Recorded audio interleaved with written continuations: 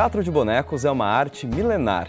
Ele surgiu ainda na pré-história com a manipulação do corpo e de objetos projetados nas sombras das cavernas. Por isso, é considerado uma das mais antigas formas de diversão do homem. O teatro de bonecos é uma síntese das artes e envolve história, educação, política, religião e cultura. A expressão do boneco está no movimento e muitas vezes ela é complementada pelo som, permitindo um casamento que dá asas à imaginação da plateia. Eu sou um cometa. Cometa? E viajo por todo o universo com minha longa e luminosa cauda. Então me diga, senhor cometa. E para mostrar como esses seres inanimados ganham vida, nós recebemos o Alessandro Brandão, da companhia Giralua de Artes. Vamos conhecer um pouco mais sobre esse artista. Eu comecei a trabalhar com teatro efetivamente em 93 para 94, dentro das oficinas culturais aqui de Bauru mesmo. E trabalhei muito com sindicatos, um teatro mais engajado.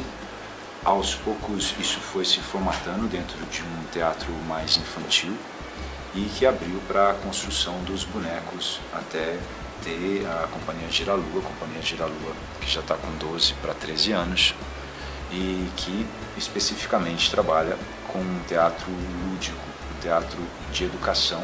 Olá, Alessandro, bem-vindo ao Artefato. Muito obrigado por ter aceitado o nosso convite. Obrigado a vocês. E para a gente começar esse bate-papo, como que é você poder dar vida a esses bonecos? Essa vida, ela acontece no contato com o público, né? Claro que nós, dentro da criação dos bonecos, ele toma uma vida para nós, os bonequeiros, mas essa realidade, ela se faz com o público. E isso é muito gratificante quando a gente consegue atender tanto a crianças como a adultos nesse dar a vida, como você falou. Alessandro, o teatro de bonecos ele é uma arte bastante antiga, né? Alguns historiadores até contam que esse teatro de sombra que os homens da caverna faziam na pré-história já seria um comecinho do teatro de bonecos. Eu queria que você contasse pra gente um pouco da história dessa arte. Eu acho que essa relação do brincar, ela também se faz na antiguidade, nessa pré-história. Como que era essa relação? Ainda pertence a um brincar, a um se relacionar com o outro através desse, você está vendo, você acredita, né? Então, quando a gente se disponibiliza a brincar com os filhos ou com crianças pequenas, tem que vir de dentro do adulto algo que fala, vou acreditar nessa brincadeira. E o teatro de bonecos, ele atinge exatamente esse ponto. Então, é natural que se pense sobre isso no passado. Podemos encontrar fatos, né, descobertas no Egito e tudo mais. Mas nós podemos ir um pouco mais nessa sensação da infância dentro de nós. Eu acho que a gente consegue voltar até o Homem das Cavernas, até as primeiras esculturas pequenas também, né, que representavam bonecos ou deuses, né, nesse sentido. E durante a história, os bonecos eles foram usados em vários períodos históricos. Por exemplo, na Idade Média, a igreja usava os bonecos para poder difundir a Bíblia. E como que essa arte acabou chegando ao Brasil? Ela vem mesmo com os europeus, ela vem mesmo com o descobrimento, no sentido de mais espetáculo, de algo, o trabalho e público. Mas nós podemos também relacionar isso com a arte indígena, com os rituais indígenas e também achar algo que se liga nisso. Então, eu acredito que dessa forma que está hoje, sim, veio com essa colonização. Mas daí vem toda uma mistura, né? E toda forma de arte, normalmente ela tem um diálogo muito grande com os temas daquele período histórico em que ela está sendo manifestada. Como que o teatro de bonecos ele vai trabalhar esses aspectos culturais, esses aspectos sociais? Como que isso entra nas histórias do teatro de bonecos? Pois é, o artista sempre vai refletir realmente a época em que vive. E esses manipuladores, esses brincantes, então natural que eles sempre refletiram a sua época. Voltando a falar então da antiguidade, como que era isso? Então, antes só uma elite, era uma representação mais divinizada das coisas, porque o homem ainda estava preso nessa relação. Aos poucos isso foi caindo, até chegar hoje em algo mais até confuso, né? Vamos chamar assim, da informação que pode se misturar. Então, antes isso não acontecia. Então, o fator histórico, ele vem também para mostrar qual a consciência do homem na época. Nós conversamos com uma outra companhia de teatro de bonecos, que é a Companhia Trux, de São Paulo. Você conhece o trabalho dessa companhia? Conheço através da mídia, não conheço pessoalmente, e sei que São Paulo realmente tem uma grande demanda e esses grupos, com certeza, têm uma prática teatral muito ativa. E então eles têm todo o mérito dessa persistência com o trabalho. Bom, Alessandro, então vamos assistir essa reportagem que nós fizemos com a Companhia Trux e eles vão contar um pouquinho de como é contar histórias para crianças e dessa interação também com o público. Vamos ver.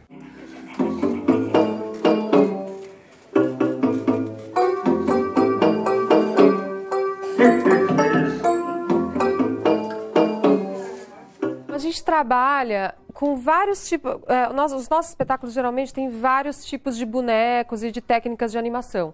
Tem objetos, tem sombras, tem bonecos de luva, mas a especialidade da companhia há 20 anos é uma técnica inspirada numa técnica japonesa chamada bunraku, que consiste em 3 manipuladores manipularem um só boneco. Aí, por exemplo, a bruxinha, ela é o nosso primeiro personagem que foi criado na Companhia Trux há 22 anos, né? E aí o nosso processo é mais ou menos assim, a gente chega na mesa e vai brincando com o boneco igual eles estão fazendo assim. E aí a gente vai improvisando também bastante. Por exemplo, oi bruxinha! Aqui é Bauru, sabia? Dá um oi pro pessoal de Bauru.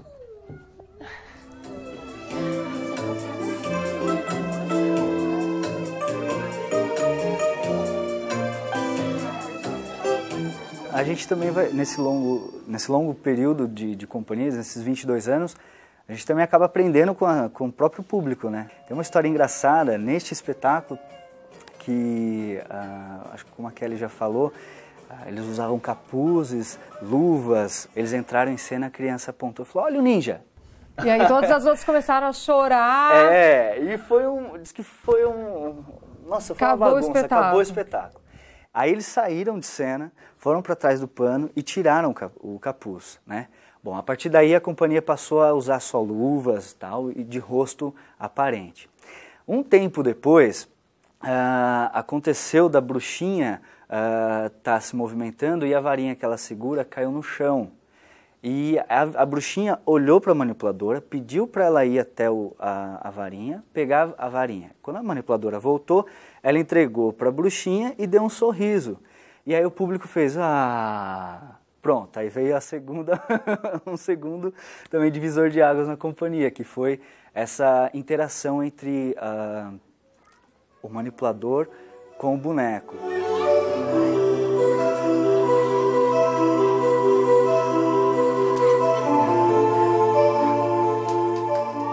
O Artefato volta daqui a pouco para falar sobre a criação dos bonecos e de suas personalidades. Fique por aí.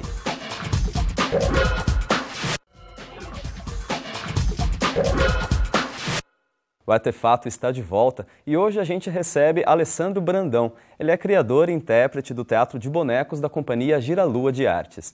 Alessandro, no primeiro bloco a gente falou bastante desse histórico do Teatro de Bonecos.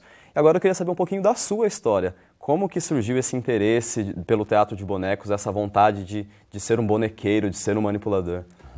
Eu trabalho com teatro e suas vertentes há um bom tempo.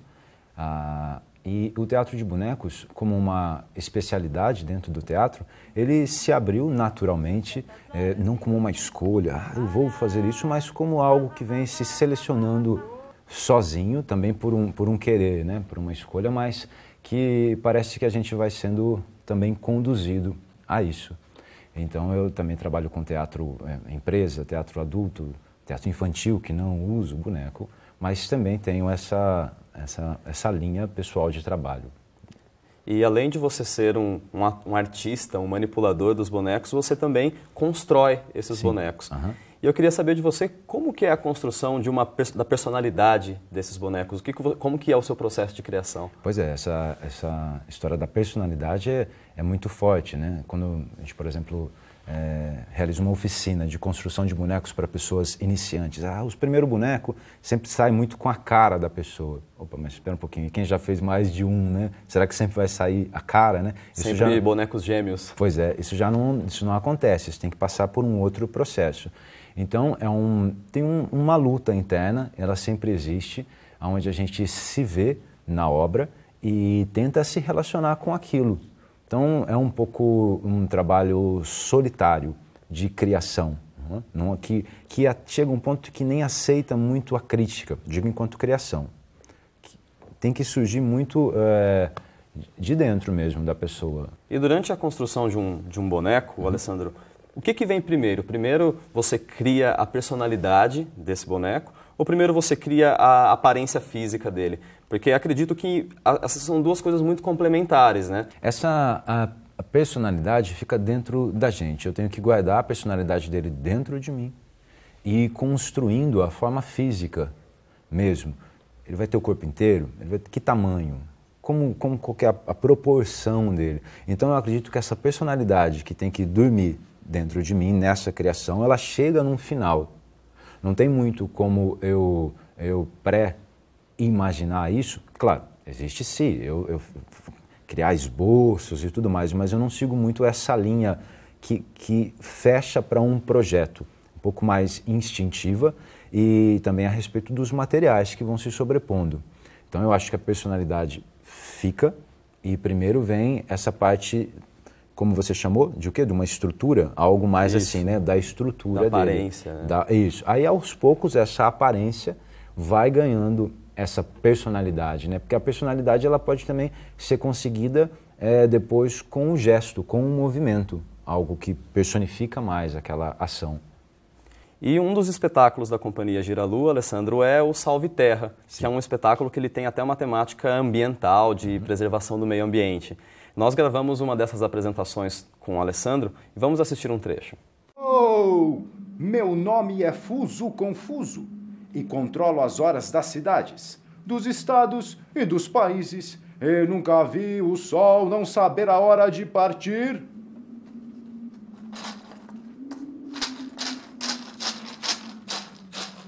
Okwanamoa manason, Okwanamoa manason. Senhor Fuso, não só o senhor não sabe o que aconteceu. Todos nós estamos muito confusos. Acalme-se, senhor índio. Pensei e descobri uma coisa. Não foi o sol quem parou. Sim. Foi a Terra. É a Terra quem parou. Mas já tenho a solução, pelo menos uma ideia do que fazer. Bom, Alessandro, muito legal esse trabalho que a gente acabou de ver agora da peça desse espetáculo Salve Terra. E aí, uma curiosidade que eu tenho é a seguinte. Nesse Salve Terra, por exemplo, o protagonista é o boneco Fuso Confuso. Só que ele é um dentre os vários bonecos que com certeza você já criou até hoje. Como que é a relação que você estabelece com esses bonecos? Que relação sentimental você tem com cada criação sua? Isso acontece, né? Você tocou no ponto, de um trabalho que ele é apresentado mais vezes. Então, por ele ter essa continuidade, os bonecos também pedem uma manutenção. E essa manutenção, que ela se faz antes dessa sequência de trabalhos, ela faz com que se crie, sim, essa intimidade com os bonecos e de um olhar mais apurado para tentar sempre melhorar. Um que, como você falou, o Fuso, que tem mais, ou outro que aparece só às vezes. Sem dúvida, aquele que aparece só às vezes, ele vai ficando mais de lado, nesse sentido do revisitar a construção, né? E você acaba estabelecendo alguma relação de carinho com esses bonecos, com essas criações? Como que é a relação sentimental? O carinho não com o boneco, né? Mas o carinho com o trabalho, com a condição, com a situação de estar fazendo aquilo, de novamente estar voltando no mesmo boneco, sim, existe esse carinho, mas aí também pode vir uma coisa mais fria, né? Onde uma outra pessoa pode dar uma qualidade para o boneco e nós que construímos falamos assim, mas é só um boneco, sabe? Essa relação, né? De ver algo que é muito sutil dentro do construtor, né? porque ele sabe o que tem lá dentro, o que tem lá, como é que ele fez. Então, sei lá, de repente uma imagem um pouco médico, quando a gente vê, é mais frio, né? Acho que é isso. Você considera os bonecos os seus filhos, de alguma forma? Companheiros de trabalho, né? Companheiros de trabalho que me ajudam a pagar as contas, acho que é mais por aí. E você consegue mensurar quantos bonecos você já criou até hoje? Não consigo porque realmente eu nunca pensei sobre isso. Também já desfiz e refiz e outros que não chegaram a se completar, né? Então eu realmente não tenho essa conta, mas sempre foi um hábito fazer e até em épocas de ociosidade, férias ou qualquer outro momento, que não é tanto, mas que existem, eu também me dedico a uma criação um pouco mais espontânea. Eu falo, não, acho que isso vai dar em algo, né? Então eu não tenho esse valor, mas eu já fiz bastante, assim, acho que uns 40, 50 já foram, com certeza. É uma família bem grande, realmente. E daqui a pouco nós vamos saber sobre as técnicas de construção e manipulação dos bonecos. O Artefato já volta.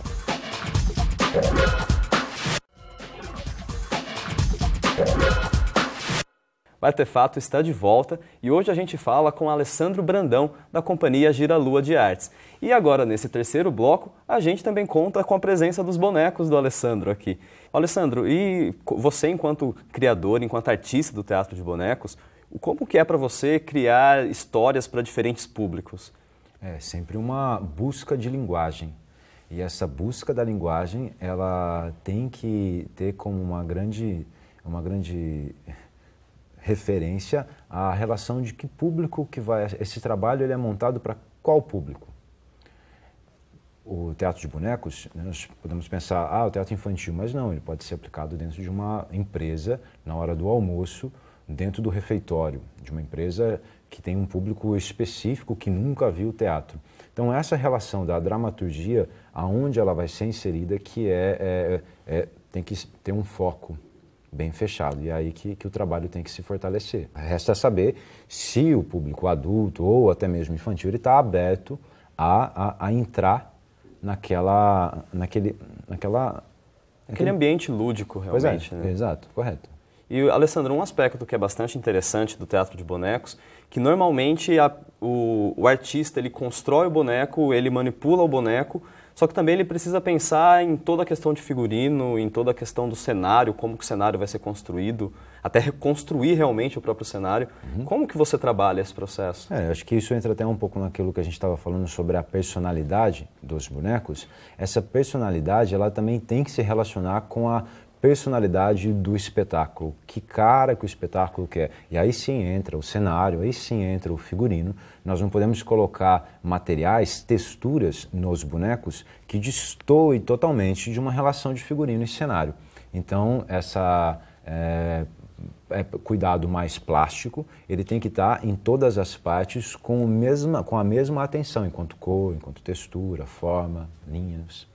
E para ver como funciona na prática esse processo de criação do Alessandro, nós fomos até o ateliê da companhia Gira Lua de Artes para ver como tecidos, tintas e objetos viram um espetáculo.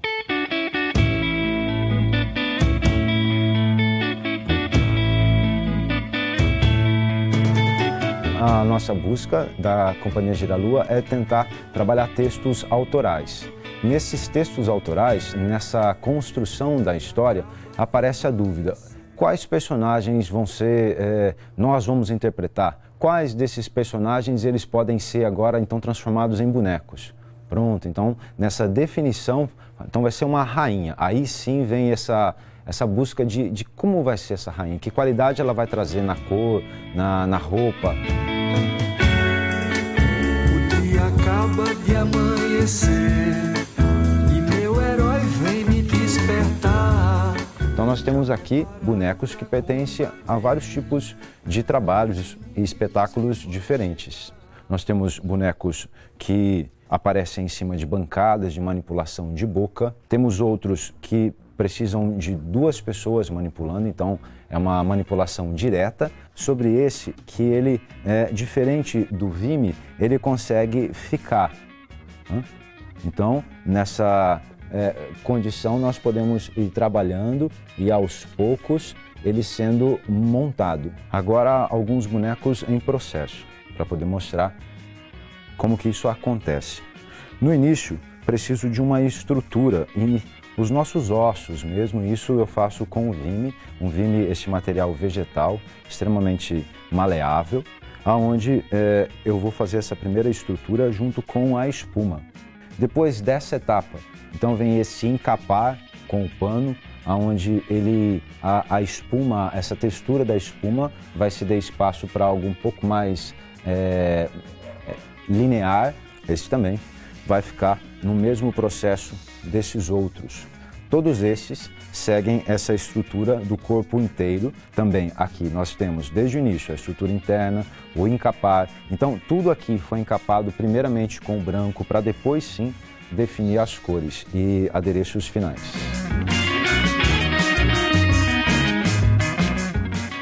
Bom, Alessandro, e agora, depois de a gente conhecer o seu ateliê e presenciar esse teu processo de criação, queria que você então mostrasse para a gente nos bonecos as técnicas de manipulação possíveis do teatro de bonecos, usando os personagens que você trouxe para a gente. Sim, claro que a diversidade de manipulação ela vai muito além do que eu trouxe, existem outras técnicas, mas eu trouxe algumas, que esse boneco, por exemplo, o velhinho da floresta, onde existe uma manipulação de boca, né, então, e também de corpo. Esse boneco ele pode ser manipulado por uma pessoa só, desde que ele esteja sentado, e aí então o limite da manipulação vai no corpo, com a mão, e o outro permanece na cabeça. A mão ela tem que estar escondida, muito melhor do que eu estou fazendo agora é só uma demonstração. E ele também tem essa atenção ao tamanho. Então, os bonecos, um boneco desse tamanho, ele pode ser manipulado tranquilamente por uma ou duas pessoas. E essa técnica, ela se chama mesmo técnica de manipulação porque existe essa manipulação direta, esse contato do artista com o boneco. Isso, a denominação manipulação direta vem justamente de segurar, de diretamente estar em contato com ele. O que viria a ser o indireto, né? Então vamos lá, vamos também dar um exemplo do indireto. Esses bonecos de fios transparentes, onde nós temos uma manipulação que ela pode ser dirigida indiretamente por algo que se segura. Recebem outras denominações, como avião ou uma estrutura qualquer, onde através do subir e descer desses fios, esse boneco ele ganha a movimentação. Continuando a falar da manipulação indireta, nós também podemos trabalhar com extensões do boneco, onde o boneco aqui e uma extensão, uma vara ou qualquer outro objeto. Existem outros gatilhos também que funcionam e aí vai muito do construtor de achar formas de se relacionar com esse indireto. Essa manipulação indireta, Alessandro, ela tem alguma relação com a técnica de títeres?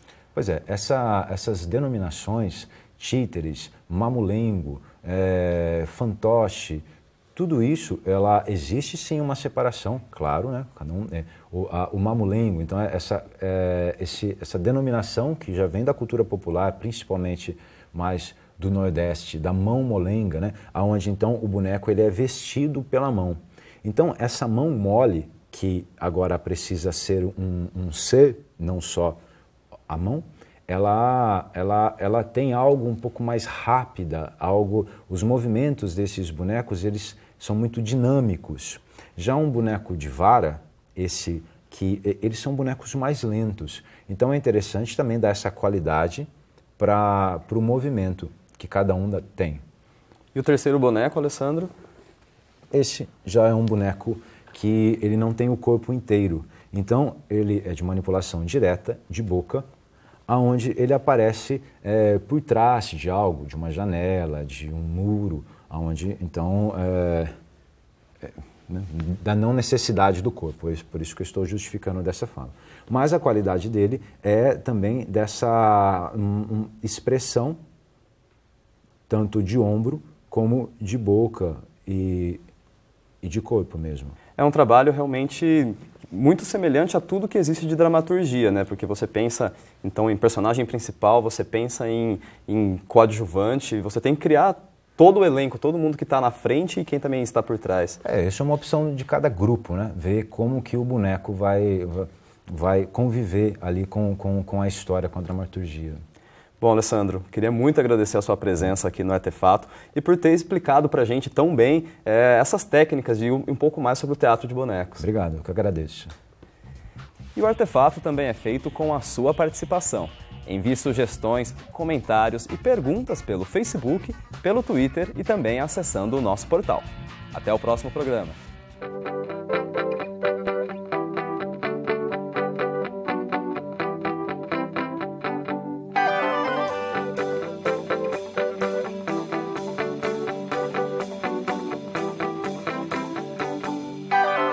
Up in the highest of heights, oh Hannah blinks and fights. This land is yours, this land is mine. I see